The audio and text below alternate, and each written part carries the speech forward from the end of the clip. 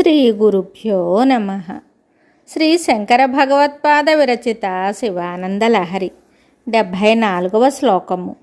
ఈశ్వరపాద ధ్యానం ఎల్లప్పుడూ తమ మనస్సునందు ఉండుగాక అని శంకరులు ఈ శ్లోకంలో చెప్పారు. ఆశాపాశ క్లేశ దుర్వాసనాది భేదోద్యుక్తైర్దివ్యగంధైరమందైః ఆశాశాటీకస్య పాదారవిందం చేతః పేటీం వాసితాం మే తనోతు. ఈ శ్లోకమునకు భావము: ఆశాపాశములు, మనోదేహ క్లేశములు, దుష్ట సంస్కారములు మొదలగు వానిని భేదించుటకు సిద్ధములైన, సమర్థములైన, అమోఘములు, దివ్యములు అయిన సువాసనలచే దిగంబరుడైన శివుని యొక్క పాదమనిడి పద్మము నా చిత్తము అనే పెట్టెను సువాసన కలదానిగా చేయునుగాక. శంకర్లు ఈశ్వరునికి ఇలా నివేదించుకున్నారు: ఓ ఈశ్వర, నా మనస్సు అనే పెట్టెలో చాలా భయంకరమైన దుష్టవాసనలు ఉన్నాయి. అందులో మొదటిది ఆశాపాశము. అంటే ఆశ అనే పాశం, పాశం అంటే తాడు. ఆ ఆశ అనే త్రాడు నా మెడకు ఊరిలా బిగుసుకుపోయి ఊపిరాడకుండా ఉక్కిరి బిక్కిరి చేస్తోంది. అంతేకాకుండా దానికి తోడుగా క్లేశాలు బాధిస్తున్నాయి. ఆ క్లేశాలు 5. పంచక్లేశాలలో మొదటిది అవిద్య. నా స్వరూపం ఏమిటో నాకు తెలియకపోవటమే అవిద్య. రెండవది అస్మిత. అస్మి అంటే ఉన్నాను అనుకోవటమే దాని లక్షణం. పుట్టడం, క్షణక్షణానికి మార్పు పొందడం, చివరకు నశించడం అనే స్థితులతో తుస్సుమనే తోలుతిత్తియే నేను అని భావించటం అంటే దేహాభిమానము. మూడవది రాగం.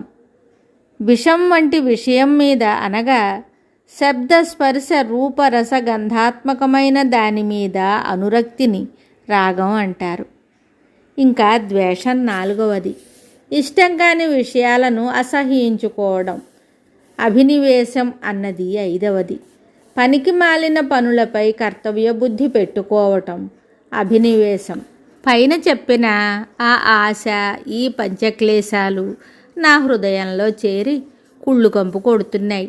ఇంకా ఇటువంటివి చాలా ఉన్నాయి. వాటిని దూరంగా తోలివేయాలి. ఈశ్వర, నీవు ఆశాశాటికుడవు. అంటే దిక్కులే గోచి పీలికలుగా తిరిగే దిగంబరుడవు. నీ పాదములు అనే పద్మం అత్యద్భుతమైనది. ఆ పద్మానికి ఉన్న సువాసనల మహిమ వర్ణనాతీతము, అనితర సాధారణము, దివ్యము. నీ పాదపద్మం నా హృదయంలోని కుళ్ళుకంపును పోగొట్టడంలో మంచి సమర్థత గలది. ఆ నీ పాదపద్మము నా హృదయం అనే పెట్టెను సువాసనలతో నింపుగాక. అంటే ఆ దిగంబరుడైన శివుని పాదము ఎల్లప్పుడూ తన హృదిలో ఉండుగాక అని భావం. పాయసం ఎంతో చక్కగా రుచికరంగా వండినా అది పోసిన పాత్ర మురికిగా ఉంటే ఆ పాయసం త్రాగడం వల్ల అనారోగ్యమే సిద్ధిస్తుంది, ఆనందం కలగదు. అలాగే హృదయంలో దుష్ట సంస్కారాల దుర్వాసనలు, ఆశాపాశాది క్లేశాలు నిండి ఉంటే ఎంతటి ఋషీశ్వరులకైనా ముక్తి కలగదు. మన హృదయంలోని దుష్ట సంస్కారాలు అనే దుర్వాసనలు పోగొట్టి సువాసనలతో నింపాలంటే పవిత్రమైన పరిమళాలను వెదజల్లే వస్తువు ఒకటి ఏదైనా ఉండాలి. అందుకే హృదయం అనే పెట్టెలో దిక్కులే వస్త్రాలుగా ఉన్న పరమశివుని పాదాన్ని ఎల్లప్పుడూ ఉండేటట్లు చేయమని శంకరులు సలహా చెప్పారు. శివపాద పద్మం నుండి వచ్చే పరిమళాలు హృదయంలోని దుష్ట సంస్కారములనే దుర్వాసనలను దూరం చేసి ప్రక్షాళన చేస్తాయి.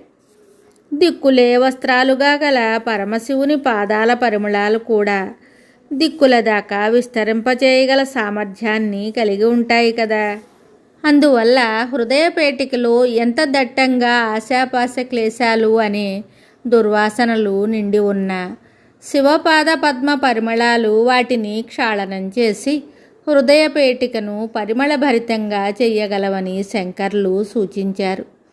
ఉదయాద్రి మీద సూర్యుని కిరణాలు పడగానే చిమ్మ చీకట్లు పటాపంచలవుతాయి.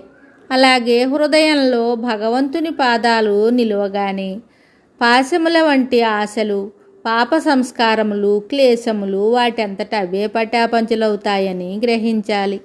మరి ఒక శ్లోకంతో మళ్ళీ కలుద్దాం. శుభం.